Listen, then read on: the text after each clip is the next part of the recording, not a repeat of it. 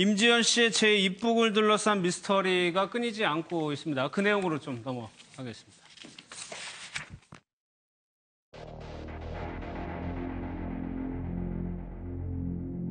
남조선으로 갔다가 저국의 품에 다시 안긴 여러분들을 열렬히 축하합니다. 고맙습니다.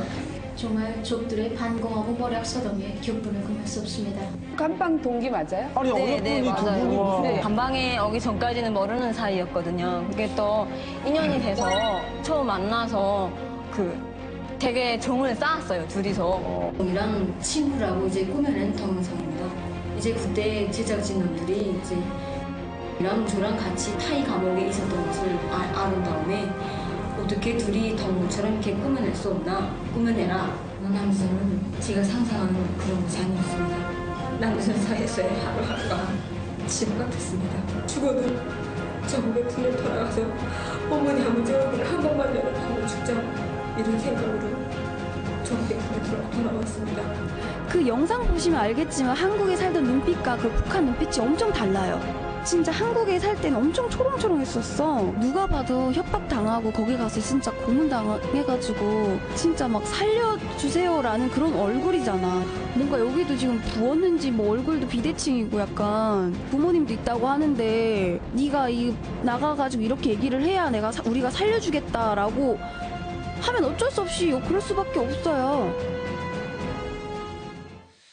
글쎄요, 어제까지는 납치에 의한 입국 가능성이 높아 보였는데 오늘 오면서 조금 흐름이 좀 바뀌는 것 같기도 합니다. 자진 입국 가능성이 좀 나오고 있는데 최경선 의원님, 지금 지인들, 임지연 씨 지인들 얘기에 따르면은 4월 달부터 아내가 중국에 가야 된다라는 얘기를 좀 자주 했다는 거예요. 이유도 1,000만 원에 문제가 생겼다. 그런 이유까지 되면서요.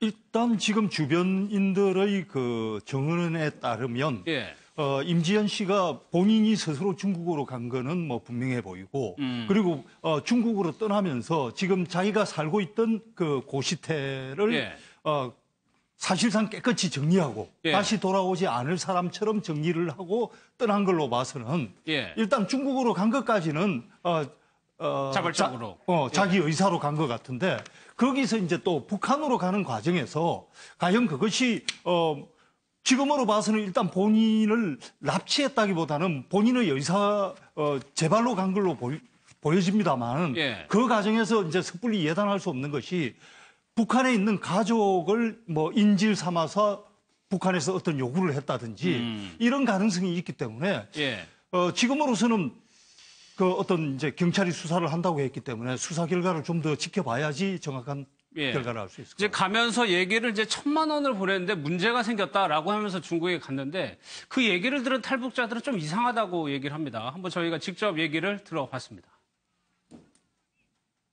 임지연 씨가 그 1,000만 원 송금한 게 가족들 탈북 비용인가에 관한 얘기가 있는데 보통 보면 저희는 탈북 비용 하면 그 1,600에서 1,800만 원 이렇게 작년까지 했었는데 이게 지금 다 그 현금으로 해서 그 한 번에 일시불이거든요.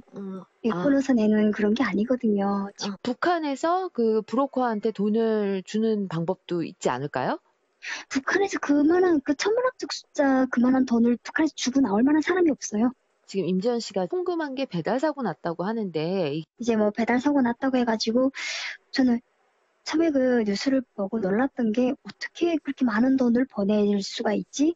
이런 생각을 했고 저희는 돈을 300이고 400이고 보내도 한국에 아는 사람 한국하고 연결돼 있는 사람이 있을 때 그 사람을 통해 가지고 브로커를 선택을 하거든요. 왜냐면 지금처럼 이런 사고가 일어날 수가 있으면 일어났다면 그 사람한테 책임을 물으면 되니까. 근데 지금 그 책임을 어쩌가지고 배달 사고 났다고 중국까지 들어갔다?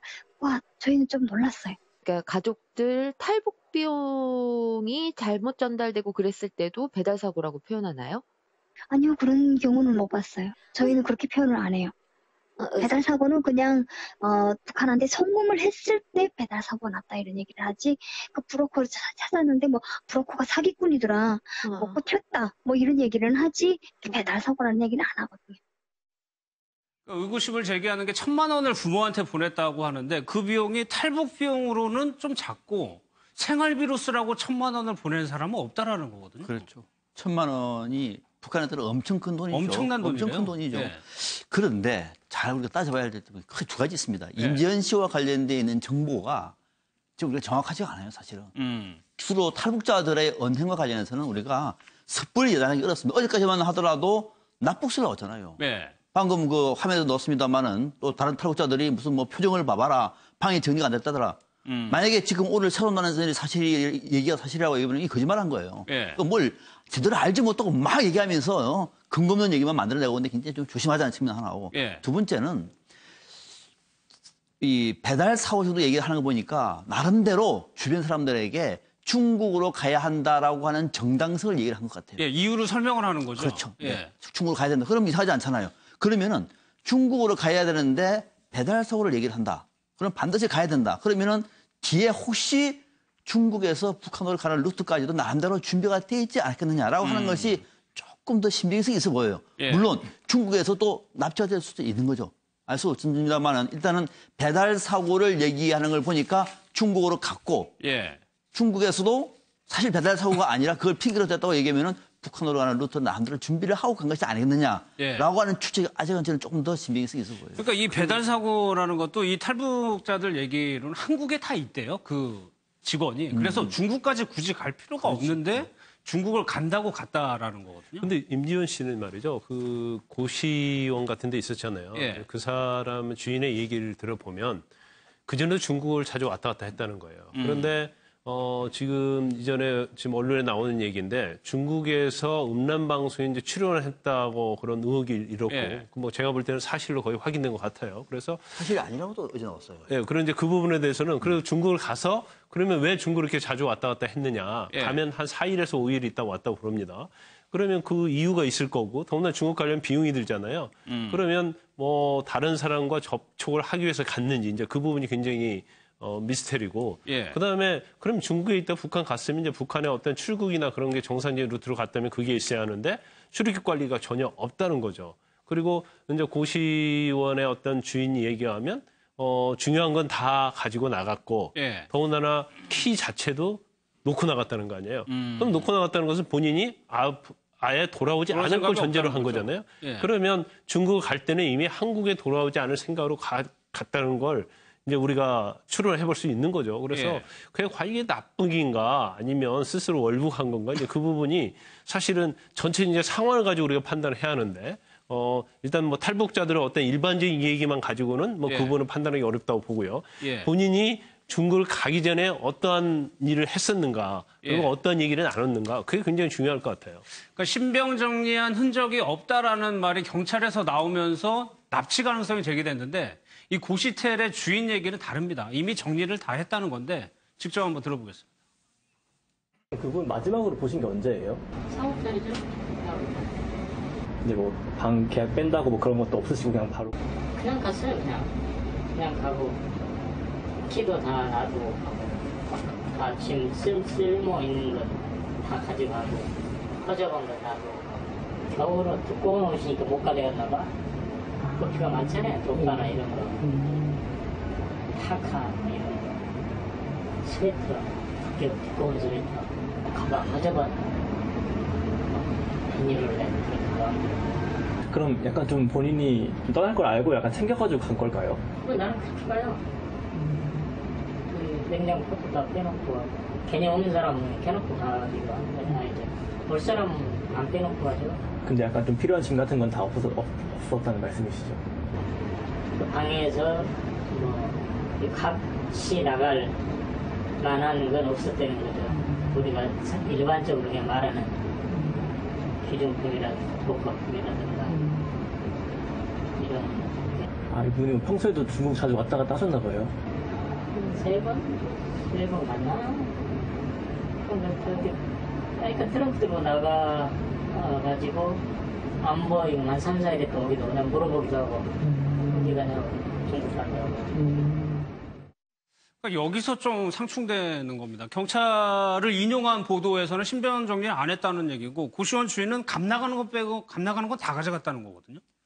아무래도 현장을 보고 말하는 것이 가장 정확하겠죠. 예. 뭐 경찰청에서도 현장을 보고 그렇게 말을 한 건지 어쩐 건지는 알 수 없지만은 고시텔 주인이 그 현장에서 무엇을 가져갔고 무엇을 남긴 건지를 보고 말하는 정확히 알죠. 것을 뭐 더 정확하게 얘기할 수 있을 것 같고 예. 오늘 그리고 매일경제가 과거에 보안부에 있다가 탈북한 사람 그 단독 인터뷰를 보위부에 있던 이 내용은 더 나가는 내용입니다. 예. 예.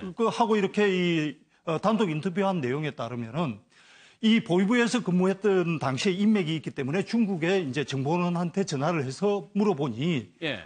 이 임 씨가 중국에서 북한에 들어갈 때도 어떤 어색함 없이 자연스럽게 들어가는 걸 봤다. 예. 이런 이제 증언이 있었다고 그러거든요. 이런 것들을 보면은 아무래도 자진 납북일 가능성이 있어 보입니다만 북한이라는 나라가 워낙에 특수한 나라고 예. 지금 이제 그러다 보니까 이게 자진 입북이냐 또는 납치냐에 따라서 한국에 있는 탈북민들에 대한 인식이라든지 그렇죠. 또 남북 관계라든지 이런데 종합적으로 또 파장이 있고 영향을 줄 수 있기 때문에 예. 섣부른 예단은 좀 힘들어 보입니다. 그러니까 이준호 씨 이 인터뷰는 대남 공작원이었다는 거예요.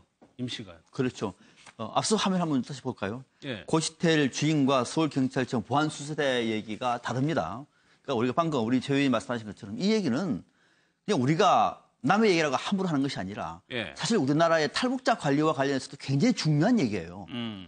넘겨 짚어서 그냥 아니면 말고 식으로 얘기를 할 수 있는 게 아니거든요. 예. 저는 어제까지만 하더라도 납치를 얘기할 때 상당히 의심을 가졌습니다. 예. 아니 이걸 납치할 때까지 지금 대한민국의 정부기관은 뭐 했습니까? 다 주무셨어요? 그건 아닐 것이다. 뭐가 예. 문제가 있다. 그런데 보면은 서울경찰청 보안수사대는 신변을 정리하는 흔적이 없어서 임 씨가 입국 자해가 아닐 수도 있다. 납치 가능성을 얘기한 것이고 고시텔 주인은 다 정리했다. 예. 우리가 이 두 사람만 놓고 보면은 경찰 말을 믿고 싶잖아요. 그렇죠? 경찰 그렇죠. 말이 맞겠죠. 예. 그런데 만약에 경찰 말이 안 맞다고 얘기하면은 그럼 이 경찰은 국민 앞에 거짓말을 하는 겁니까? 예. 다른 방을 뒤진 거예요? 아니면 자신들이 책임을 질 것 같으니까는 속인 겁니까? 예. 만약에 그것이 사실이라고 하면은 바로 이런 문제부터 적폐예요.